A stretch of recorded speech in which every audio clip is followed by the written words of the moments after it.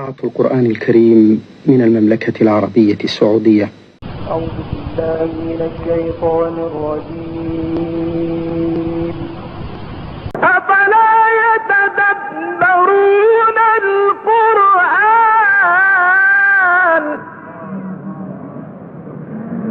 أفلا يتدبرون القرآن ولو كان من عند غير الله لوجدوا فيه اختلافا